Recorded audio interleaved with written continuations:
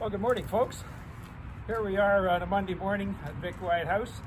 It looks like a pretty lovely day. The sun was supposed to be shining, but we're going to settle for a little light cloud and very little wind, and we're kind of away from the traffic noise. And who do we have with us today? Jim Coleman. Jim, welcome to this little interview. Sure appreciate your giving the time. Of course, time is very precious these days, right? Time is precious when you're getting to my age, but I'm glad to be here. That's great. Well, I first kind of got acquainted with you, Jim, when you were shooting pool. Yes. And you had your buddies down and so on, and you're not doing that right now. What are you guys doing for excitement? Well, now we go and the guys I come with were the fellows I do the stick curling with, and we would come down and Ron Wilkinson, who lives here, joins us, and we would play. Now, because of everything that's happened, we go stick curling, and then we go upstairs in the curling club, have lunch, and come home to a boring afternoon. Oh, well. Of only TV. Right. So how long have you been stick curling? 4 years.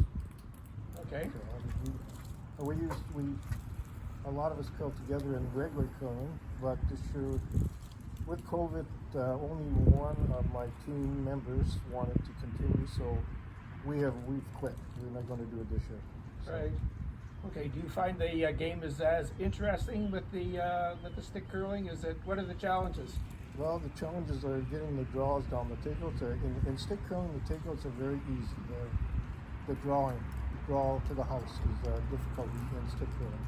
So sweeping really makes that much difference in the game, right? It can make differences in the game, yes. Because I also in regular curling, my whole team use sticks. So with the sweeping, you can get a little bit better at Right. drawing. Well, I'm glad you're still at it. Barb and I watch quite a bit of curling on TV, and we're Yes. sure missing it this year. Yes, as are Linda and I. Yeah, that's Yeah. that's one of those things. Yes. Jim, I want to talk to you a little bit about your background. You worked for the city of Winnipeg for a number of years. With City of Winnipeg, 31 years. 31 years. That's pretty impressive record. Thank you. And where did you end up in your? You went to different places. You said you moved all different offices all over the place. And, I worked in 3 different departments. I retired from the Waterworks department, and I worked on Pleasant Road, which was an absolute beautiful drive to work around the Perimeter Highway, and then they moved me to Pacific Avenue. Then that was it. Pacific Avenue is the little avenue from hell there, because it's hard to get to. It's hard to get to, and it's extremely hard to get home from in rush hour. We lived in South Fort Garry at the time, and it was sometimes just unbelievable traffic. Okay. Yeah, So I was always when I first talked to you, and we talked a little bit about camping. yes. Like, were you guys campers when you were still working? When we were young, before we had kids, we did camping, but we had a small tent trailer, and we would use that. We went to Nova Scotia with that, and we went out to the west a little bit, not very much, but we went to Nova Scotia. But as soon as we had kids, we built a cottage, and we did the first one out at Lactamani, and we had some problems there because the roads were mud, and my son had asthma. And Yeah. the first time Linda was out there by herself, he had an asthma attack, and she had the Wow. problems. Yeah. So we sold that, and then we built it later. And we kept that for a number of years. Oh yeah. So wait, well, you're on the west side of the lake. Yes, yes, Okay. on Vine Street. Yes, but then apart from that, apparently you became like I can't a go- landlord. A landlord. Yes, we had some homes or houses. I don't want to put the word in slum landlord, but it's something like that. Okay.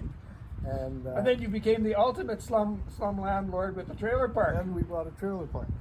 And when we bought the trailer park, we had to sell the houses because we couldn't get the city to take care of them. So Yeah. we sold those, and then we owned the trailer park. Okay. Which one was that? Idle Wheels? Idle Wheels. It's exactly 8 kilometers south of Gimli at Husavik. Yes. Yes. We go by it on our trip to Gimli. I always look at the trailer park with fond memories. Barb and I spent 10 years at 4-all campground Oh, okay. in Petersfield. Petersfield, right? And we absolutely loved the summers at the trailer park. Right. Well, it brings back to mind a memory that when we were first married, Lynn and I spent some time at Chesley's in camping. Yes, that's just half a kilometer down from where we were. Where you were, yes, yeah. So yeah, we had some friends there, and I don't know if you'd ever know a Bill story. And we used to go to his parents' cottage, and we stayed there. And Yes. then we brought down tents once in a while. Yeah. Well, we love the campground because of the ambiance, and we were boating, Yeah. and there wasn't a lot of maintenance. No. As far as we were concerned, the lawn was 20 feet by 20 feet. As long as the wood pile was stocked and the campfire was on and the drinks were served and people were coming around, That it was sounds really like great fun. That sounds like my type of camping. Yes, it does. So you did leave the campground finally, and Yes. we have a trailer now, or what? We do you have a now? trailer now at Sandy Hook Trailer Park. Okay. Yeah, so, and an interesting part about the trailer park, when we owned the trailer park, my brother-in-law, sister-in-law came out to visit us, as family does quite often, and they wandered across the street and happened to buy a lot on the lake, thinking that we'd be at the trailer park for years to come. Well, they're Yeah. still there in their house on the lake, so it was kind of interesting. Well, we love the west side of Lake Winnipeg because it's close to the city, Yes, and we're an hour away door to door. Mhm. So Yeah. that's great.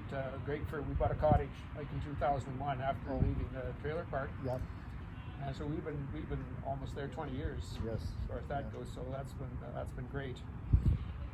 So how are you family coping with the? I got to always bring this topic up, Yes. the COVID business and how it's affected your family life.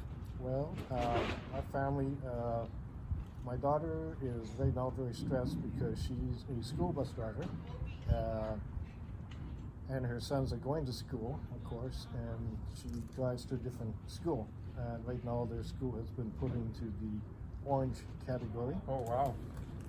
So she has a few concerns. She was talking to Linda on the weekend about whether she's going to continue driving. So, Okay. Yeah. hopefully everything will be okay at the boys' schools. Yeah. Yeah. That's one we'll have just sort of have to plan day by day. Yes. So I'm encouraged by your curling. Yes. So that gets you out. That's important to do some socializing. Yeah. And you said you had a special license for the curling. What's that about? I can serve at the bar. He can serve at the bar. I mean, where's the bar in Vic White House, Not Jim? Well, put one in. Come on, let's go. Yeah, you put one in, and I have a license. I can serve you, but then we have to charge. Okay. Oh well, we don't want to do that. Actually, what we do is at the curling club, myself and this Roger that I've curled with for over 20 years, we both have licenses, and we curl together on Monday. But we can't open on Monday because we curl in the morning. Yep. Tuesday he runs the bar. Thursday I run the bar, and we charge happy hour prices, Good. so the guys can come up and have a drink. And if nobody takes advantage of it, we have maybe one or two teams that come up and maybe have 2 drinks, but that's kind of like our Yeah. limit. We don't serve Yeah. more than 2 drinks. So, And then on Fridays, I go down and I serve the bar for another week. Oh, nice. So that gets some socializing done. Good Yes. for you. Yeah. That's really important. Mm-hmm. So one of the things that we have in common, Jim, is winemaking. Yes, Tell me about your winemaking. How long have you made wine? I've made wine, I'm going to say at least 20 years. I started when we had the house. Yes. I made wine, and beer. I made wine and beer when we had the house. Yeah. I've since given up beer because I prefer to drink the wine than the beer anyway. So, Yeah. but I still make wine. I make red wine for myself. I make white wine for Linda. So we have the Good. 2 of Yes. them. I don't make them together. I always make one kid and then the other kid. Right. Don't have enough room to make 2 at Yeah. a time. So mine winemaking is restricted to the summertime. Okay. I've got a shed at the lake and run a number of batches that will get us through the winter actually. winter, So okay. That works for me. Yeah, that's a good idea too, because we do have a shed at the lake. Yeah, and the temperatures, it seems like the temperatures, even though they vary, Yes. it still Very runs nice. the process Yeah. fairly well. So do you bottle or you bag or what do you do? I bottled the wine, and I just since we bought a trailer, we've only had a trailer at Sandy Hook for 3 years. Yeah, And last year I thought to myself, this is kind of silly hauling all these bottles back and forth. Yeah. So I now put it into pop bottles, plastic pop okay. bottles, Oh, that's a good idea. and I take those to the lake. Okay, I'm using plastic bags. Oh yes, Actually, the bags that will fit. the wine that Yeah, comes they'll in. fit back in the wine box. Yes. In the wine box. Mhm. So where do you get your kits? I get them mostly at Costco. Oh, okay. We have that 2 kits. Oh, that's pretty good. Yes, $90 I think it is. Yeah, well, that's a good deal. And where do you go? I go to Wine Sense, Okay, yeah, and that's handy. yes, And they have a good variety, and they always have something on sale. and So, they will also make it for you then. They will, but I'm not at that No, I stage meant, yet. yeah, I meant for other people that Yeah, were interested. no, that's right. Yeah, they- there's some people that do have their wine made Yes. right there, and they just go and bottle. Yeah. Mhm. So that's a handy way. So I'm sure I'll reach that point at Yeah. Well, some I'm almost getting to that now when I have to lift up that Oh, tail up onto the well, counter. I have a pump. Oh, okay. I have a pump, so I'm not lifting anymore. And that's really See? Now I'm that's getting really some handy. ideas. Okay, that's great. Well, there's lots of things that we can share, Jim, and I Yes. think our time is pretty close to up. So thanks for your time today, Thank and you. we'll see how things develop in the future. Yes, hopefully we'll get back to normal here, which will be really good because we sure did. We find it a little more boring now, but when we moved in, the people here were so friendly and so nice, and so many activities that it was just a warming place to come to. So we'll Okay. get back there. Thanks for your time, Jim. Thank you, Ed.